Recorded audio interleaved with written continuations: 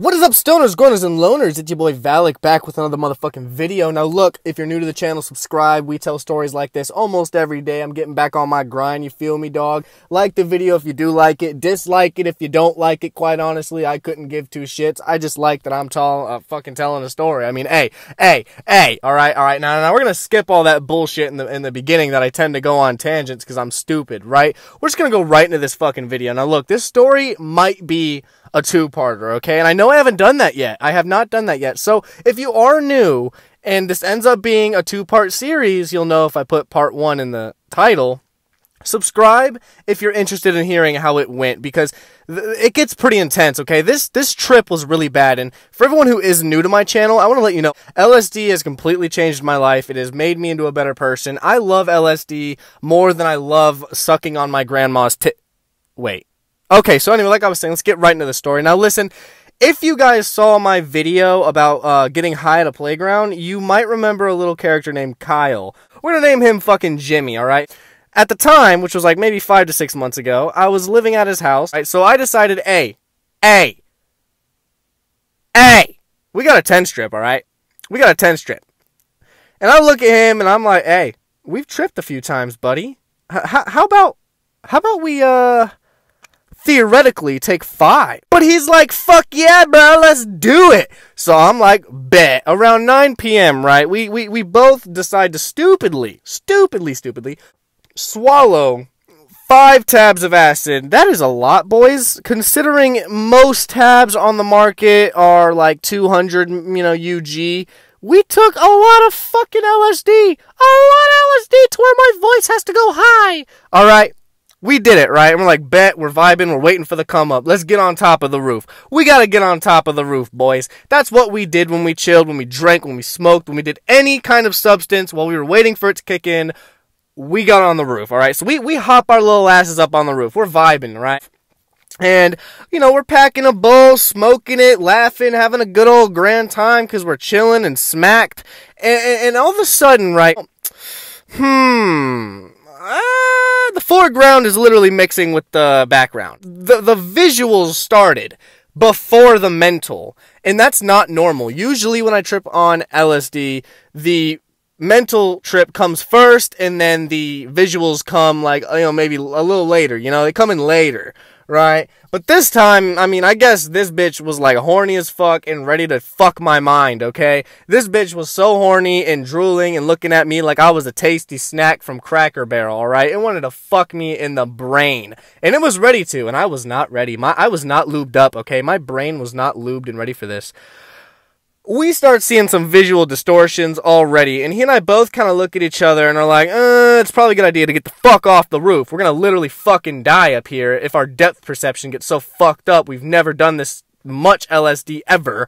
Let's get the fuck off the roof, right? So we get off the roof, and we're like, hey, we're stoners, right? We gotta roll up a blunt. So I roll up a blunt. I packed that bitch up with some fire, alright? Some gas. Make sure if you're smoking right now to take a hit for me, and let me know in the comments if you did.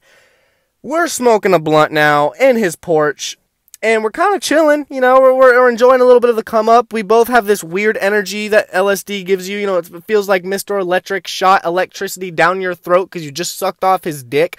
Like, that kind of electricity, like, that kind of electric energy, okay? We're both vibing, really vibing now, especially since we're smoking on.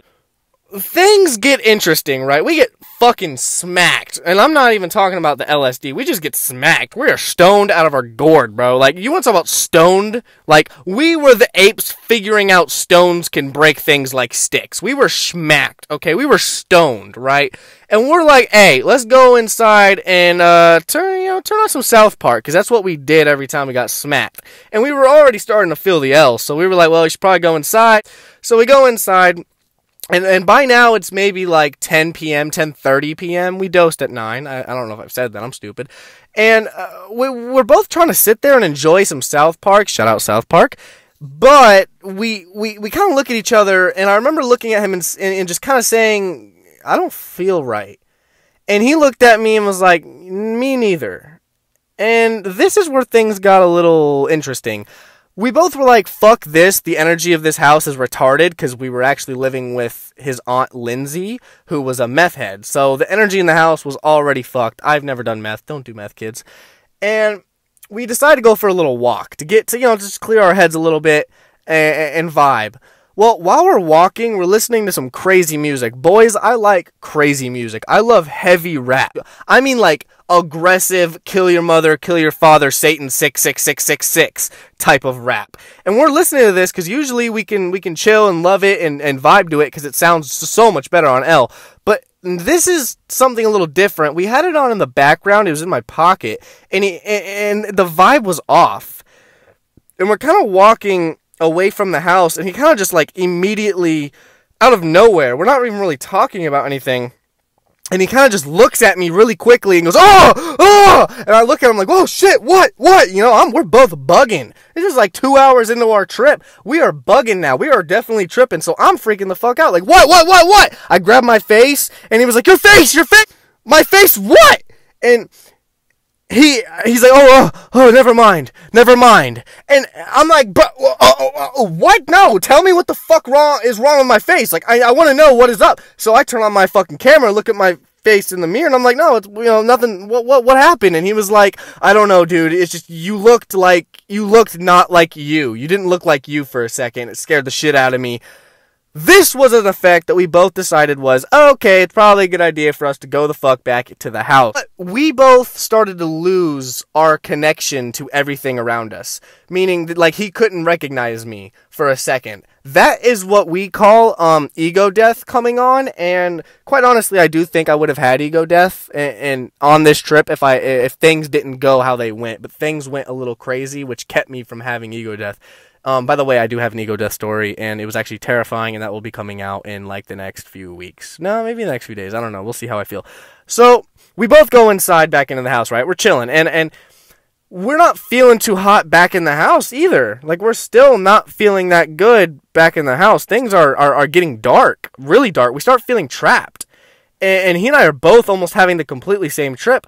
So we both decide, okay, we're going to go back in the front yard and vibe. We're going to hug the grass, love on the grass. We're going to fuck the grass because we're tripping on acid right now, and nature is the shit on psychedelics. We want to go fuck. We're going to dig a hole in the ground, get our dicks hard by watching 2 minutes of porn, and then fuck the lawn. We're going to fuck that bitch in the fucking grass, all right?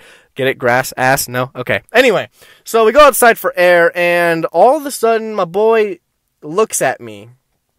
And Jimmy looks at me and smirks. And no, we're both having a weird trip right now. And I know in my mind that if he is having a weird trip, he shouldn't be smirking. So I look at him, and I go, what's up, bro? And he was like, all right, motherfucker, I know what you're doing. And guys, like, that's the worst thing to say to someone who's on 5 tabs of acid, who doesn't even know what his mind is doing.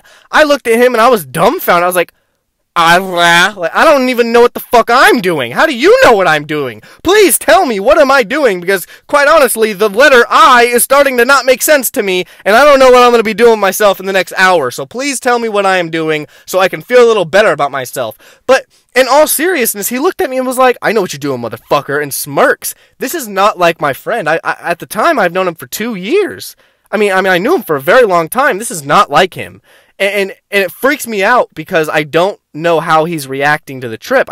I'm starting to think he doesn't trust me. He thinks I have hidden intentions. So what do? I mean, well, I can't convince him otherwise, because if I try and tell him, hey, I don't have hidden intentions, like, I'm not trying to, like, fuck with you or nothing, he's just gonna think that that's me trying to cover up the fact that I'm fucking with him. LSD is so fucking hard to, like, it's so hard to manage when someone else is having a bad trip while you are also having a bad trip, okay? So I start getting really anxious, and I'm thinking, well, shit, what the fuck? And he looks at me again and is like, no, that's exactly what you would say, bro. That's exactly what, you're not trying to fuck with me? Yeah, okay, buddy, sure. And he laughs and smirks at me again with the most, like, I'm gonna fucking kill you because I know something that you don't think I know.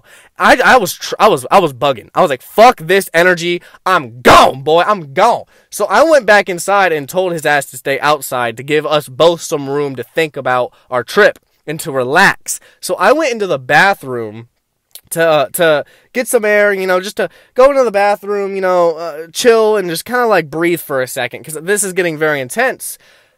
And let's just say I looked at myself in the mirror. Now, guys, let me just say before real quick, I've never had a bad trip on acid until I mixed weed with it.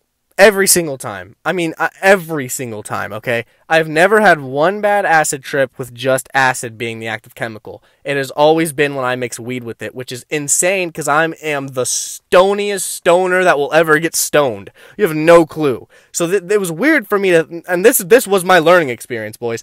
I looked at myself in the mirror, and I saw myself dying. And I mean, my skin was gray and turning black in different places, and I looked like my face was melting. I looked like I was sweating way more than any normal person should sweat. I looked like I was drenched, and I mean drenched in sweat. And it was nighttime. We didn't do any kind of physical activity. We walked around for a little bit, came back, and went inside. Nothing crazy. Like, we didn't run a fucking marathon. I looked like I just got done running a fucking 5-hour-long train on your fat aunt that you wish you could fuck, but you'll never admit because it's against technically morals, right? I looked like I was Usain Bolt after running for 50 miles at his speed. I mean, I was fucked up, and it scared the shit out of me. So I'm like, fuck that. I go out of the bathroom, and I go to my boy Jimmy, and I'm like, bro, listen, we need to wake Lindsay up. That was his aunt, the meth head that was sleeping. I said, we need to wake her up now, because I feel like I'm dying. I think I'm dying. He's like, I think I'm dying too. I'm like, bet, let's go and wake Lindsay up, and she can look at us and say, stop, y'all are just tripping really hard. You both look fine. Leave me alone. And that's all I needed. In my mind, that was all I needed to feel better. So and I think his mind too.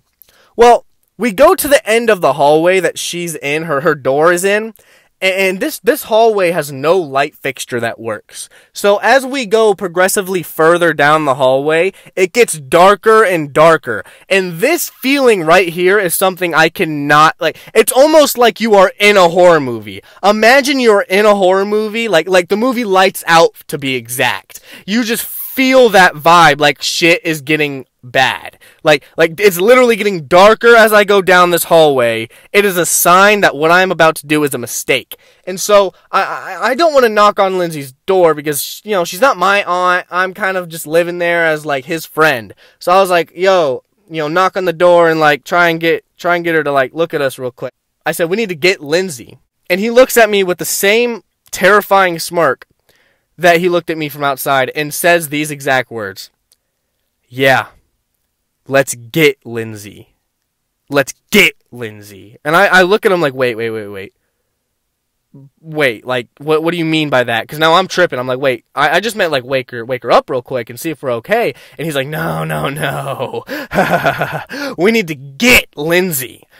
I'm freaking the fuck out because I was like, bro, I don't want this guy to kill his aunt in a psychosis. So I say, you know what? I'm going to go back in the bathroom and breathe for a second. I'll be right back, G. Because he refuses to open the door. And quite honestly, after that, I didn't want to open the door. Because I thought he might try and kill her. So I'm like, fuck that. I'm going back inside the bathroom. I go in the bathroom. And we're not gonna necessarily get into too many details here. But the cops were called. And I'm not going to say who it was. It might have been me. And it might have been him. We were both going through a very difficult psychosis. But I'm not a snitch. I'm not snitching on myself, and I'm not snitching on him. The cops got called, okay? After hearing that the cops got called, I dip, boys. Now, to give you guys some backstory, I was homeless at the time. My dad kicked me out. He and I didn't even talk on a daily basis. We hated each other, despised each other. And my only option, the only place I could go in walking distance was my dad's house. So in my psychosis state, I have to walk to my father's house, wake him up, and beg him to let me in. Now, we're actually going to leave it at that, boys, because this video is getting too long already, and fuck all that whack shit. If you guys want to hear a second part to this story, like, let me know. I mean, we haven't even gotten to the craziest part yet. You think this is crazy? The fucking part after this is where shit hits the fan. So if you guys want to see part 2, let me know in the comments. This shit goes fucking insane. The cops were called, boys. Let's see where that can get us, okay? Let's just say not in a good fucking place, alright? This night went even worse while we're on 5 tabs of acid. Anyway, boys, I'm actually just going to wrap it up. It's been a long video. If you want part 2, let me know. Like the video if you did like, you know, hey, dislike it if you didn't like. I don't know why you wouldn't like it, and I don't know why you'd stay this long in the video if you didn't like it, because that makes no fucking sense. Subscribe if you're new to the channel, and hey, stay hydrated, boys. My stoners, groaners, and loners, to all of my goons out there, stay goonin'. Good night. Daddy Valak loves you.